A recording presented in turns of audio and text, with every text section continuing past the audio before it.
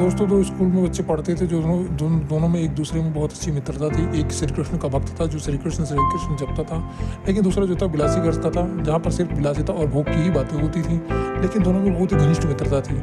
जब वो दोनों मिलते थे तो वो जो भक्त था वह कहता था आज हमारे यहाँ संत आए थे, कीर्तन हुआ, कथा हुआ। लेकिन जो दूसरा मित्र था वो उसको गाली बकता था और निंदा करता था उसकी। लेकिन दोनों में बहुत अच्छी मित्रता थी।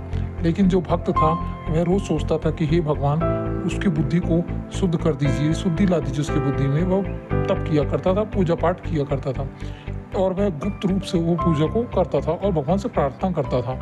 एक दिन क्या हुआ, जब वह रात्रि में सोया तो उसने स्वप्न में देखा एक बड़ा भव्य है मंदिर है, जहाँ पर श्री कृष्ण चारों तरफ लिखा हुआ है और एक बड़े महात्मा सब हैं और भाई जी महाराज धोती कुर्ता चश्मा लगाए वैसे ही उसी रूप में वहाँ पर बैठे हैं और उसके हाथ में एक वाणी दी जिसका नाम था तुलसी पत्र, जो आज भी प्रकाशित है। और वो दी स्वप्न में, और जब वह जागा तो देखा उसके हाथ में वो वाणी थी, तुलसी पत्र उसका नाम था। वह उसको उठा और उसको पढ़ने लगा। अब उस तुलसी पत्र को पढ़ने के बाद उसको ना तो निद्रा आती थी, ना ही कुछ अच्छा लगता था और ना ही स्कूल जाता था। वो एकांत में बैठ करके सिर्फ वही जपता था जो उसका भक्त दोस्त जपने लगा। अब वह रात में रोता था और चुपचाप सो जाता था और सोचता था हाय मैं कितना नीच हूँ, मैं कितनी बुरी बुरी बातें बोलता था। अब वो मेरा परम मित्र है जो मुझे सब कुछ सिखाता था।